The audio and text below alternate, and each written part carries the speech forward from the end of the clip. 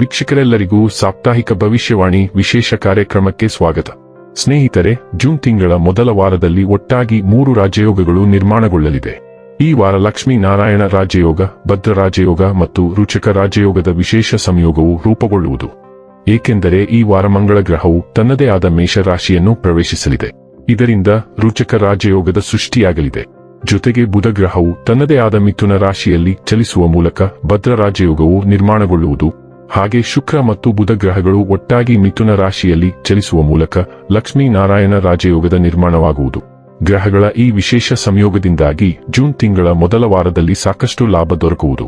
ಈ ವಾರ ವೃತ್ತಿ ಜೀವನದಲ್ಲಿ ಉತ್ತಮ ಅವಕಾಶಗಳು ಕೂಡ ಲಭಿಸಲಿದೆ.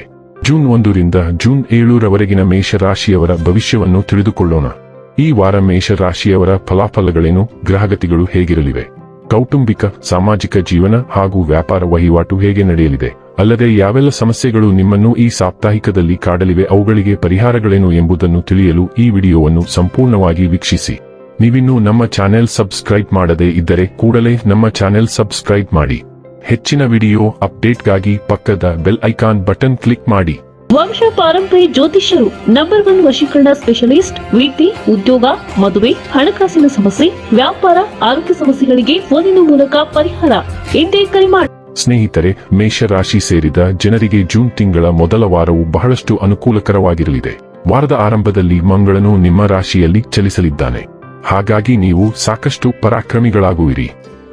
ಜೊತೆಗೆ ಈ ವಾರ ಯಾವುದಾದರೂ ವ್ಯವಹಾರವನ್ನು ಶುರು ಮಾಡಬೇಕೆಂದು ಯೋಚಿಸುತ್ತಿರುವವರು ಉತ್ತಮ ಲಾಭವನ್ನು ಗಳಿಸಲಿದ್ದಾರೆ.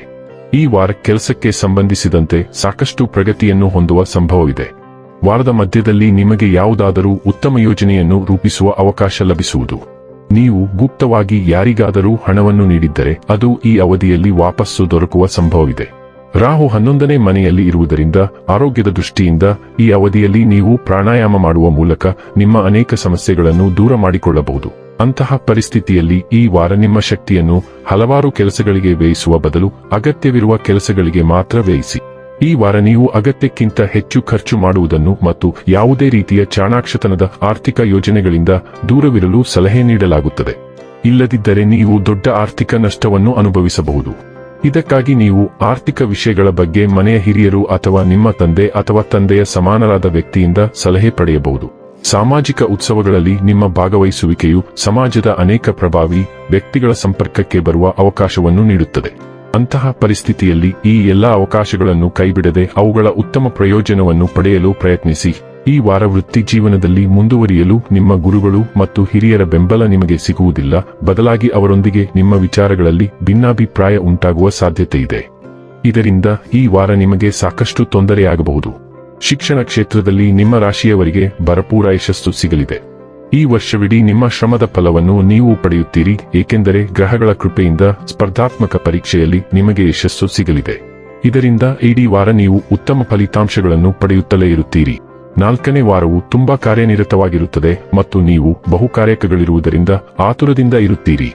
ಸಣ್ಣ ಪ್ರಯಾಣಗಳು, ಕರೆಗಳು ಮತ್ತು ಹಠಾತ್ ಸಭೆಗಳು ಹೆಚ್ಚಾಗುತ್ತವೆ. ಆದ್ದರಿಂದ ನೀವು ಅದನ್ನೆಲ್ಲ ನಿಭಾಯಿಸಬೇಕಾಗುತ್ತದೆ. ಒಡಹುಟ್ಟಿದವರು ಅಥವಾ ಆಪ್ತಮಿತ್ರರು ಏನಾದರೂ ಮುಖ್ಯವಾದದ್ದನ್ನು ಹೇಳುತ್ತಾರೆ. ವೆಚ್ಚಗಳು ಇರುತ್ತವೆ, ಆದರೆ ನೀವು ಸ್ವತಂತ್ರ ಕಾರ್ಯಗಳ ಮೂಲಕವೂ ಹೆಚ್ಚಿನ ಹಣವನ್ನು ಗಳಿಸುವಿರಿ. ನಿಮ್ಮ ನೆರೆಹೊರೆಯವರು, ಸ್ನೇಹಿತರು ಮತ್ತು ನೆಟ್ವರ್ಕ್ ವಲಯಗಳು ಕೆಲವು ದೊಡ್ಡ ಯೋಜನೆಗಳನ್ನು ಹೊಂದಿರುತ್ತಾರೆ ಮತ್ತು ಅವರು ಅದನ್ನು ನಿಮ್ಮೊಂದಿಗೆ ನವೀಕರಿಸುತ್ತಾರೆ. ಸಕಾರಾತ್ಮಕ ನವೀಕರಣವನ್ನು ಪಡೆಯುವಂತಹ ದಾಖಲೆಗಳು ಅಥವಾ ಅರ್ಜಿಗಳಿಗೆ ಸಂಬಂಧಿಸಿದ ಒಳ್ಳೆಯ ಸುದ್ದಿಗಳನ್ನು ಸಹ ನೀವು ಕೇಳುತ್ತೀರಿ. ಬರವಣಿಗೆ, ಬೋಧನೆ, ಮಾರಾಟ ಮತ್ತು ಐಟಿ ವಲಯದಲ್ಲಿ ಕೆಲಸ ಮಾಡುವವರಿಗೆ ಬಹಳಷ್ಟು ಕೆಲಸವಿರುತ್ತದೆ. ಈ ವಾರ ವೃಷಭ ರಾಶಿಯ ಮೂಲಕ ಮಂಗಳನ ಸಂಚಾರದಿಂದಾಗಿ ಹಣ ಮತ್ತು ವೈಯಕ್ತಿಕ ಮೌಲ್ಯಗಳ ಮೇಲೆ ಗಮನ ಹೆಚ್ಚಾಗುತ್ತದೆ. ಮಂಗಳ ಸ್ವತಃ ಹಣಕಾಸಿನ ಹೊಣೆಗಾರಿಕೆಗಳಿಗೆ ಗ್ರಹವಾಗಿದೆ. ಆದ್ದರಿಂದ ನೀವು ಬಹಳಷ್ಟು ಖರ್ಚುಗಳನ್ನು ನಿರೀಕ್ಷಿಸಬಹುದು, ಆದರೆ ಲಾಭಗಳು ಸಹ ಬರಲಿವೆ.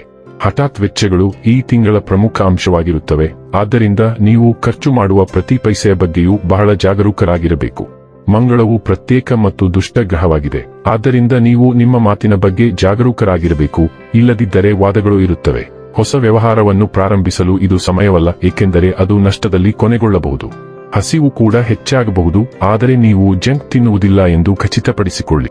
ವಾರಾಂತ್ಯದಲ್ಲಿ ಉಪಯುಕ್ತ ಸಂಭಾಷಣೆಯು ನಂತರ ಉತ್ತಮ ನಿರ್ಧಾರಗಳನ್ನು ತೆಗೆದುಕೊಳ್ಳಲು ನಿಮಗೆ ಸಹಾಯ ಮಾಡುತ್ತದೆ. ಕರ್ಕಾಟಕ ರಾಶಿಯ ಜಲರಾಶಿಯ ಮೇಲೆ ಶುಕ್ರ ಮತ್ತು ಬುಧ ಗ್ರಹಗಳು ಪ್ರಭಾವ ಬೀರುತ್ತಿರುವುದರಿಂದ ಮನೆಯಲ್ಲಿ ಉತ್ತಮ ವಾತಾವರಣವನ್ನು ನಿರೀಕ್ಷಿಸಬಹುದು. ಕುಟುಂಬ ಚರ್ಚೆಗಳು ಹೆಚ್ಚಾಗುತ್ತವೆ ಮತ್ತು ಮನೆಯೊಳಗೆ ಕೆಲವು ಆಹ್ಲಾದಕರ ಸುದ್ದಿಗಳು ಬರಬಹುದು. ನವೀಕರಣ, ದುರಸ್ತಿ ಮತ್ತು ಇತರ ಮನೆ ಸುಧಾರಣಾ ಯೋಜನೆಗಳಂತಹ ರಿಯಲ್ ಎಸ್ಟೇಟ್ ವ್ಯವಹಾರಗಳು ನಡೆಯಲಿವೆ. ಸಂದರ್ಶಕರು ಬರುತ್ತಾರೆ ಅಥವಾ ನೀವು ನಿಮ್ಮ ಸ್ನೇಹಿತರು ಅಥವಾ ಸಂಬಂಧಿಕರೊಂದಿಗೆ ಕಾರ್ಯಕ್ರಮಗಳ ಮೂಲಕ ಭೇಟಿಯಾಗುತ್ತೀರಿ. ಕುಟುಂಬದಲ್ಲಿನ ಹಳೆಯ ತಪ್ಪು ತಿಳುವಳಿಕೆಯು ಈ ವಾರ ಶಾಂತ ಸಂಭಾಷಣೆಯ ಮೂಲಕ ಅಂತಿಮವಾಗಿ ಬಗೆಹರಿಯಬಹುದು.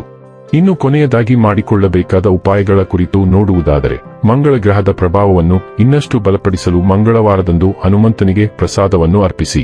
ವೀಕ್ಷಕರೇ, ಇದಾಗಿತ್ತು ಮೇಷರಾಶಿಯ ಜಾತಕದವರ ಜೂನ್ 1 ರಿಂದ ಜೂನ್ 7 ರವರೆಗಿನ ಫಲದ ಮಾಹಿತಿ ಇಷ್ಟವಾದರೆ ವಿಡಿಯೋವನ್ನು ಲೈಕ್ ಮತ್ತು ಶೇರ್ ಮಾಡಿ. ಹಾಗೆ ಚಾನೆಲ್ ಸಬ್ಸ್ಕ್ರೈಬ್ ಮಾಡುವುದರ ಜೊತೆಗೆ ನಿರಂತರ ವಿಡಿಯೋ ಅಪ್ಡೇಟ್ಸ್ಗಳಿಗಾಗಿ ಪಕ್ಕದ ಬೆಲ್ ಐಕಾನ್ ಕ್ಲಿಕ್ ಮಾಡಿ.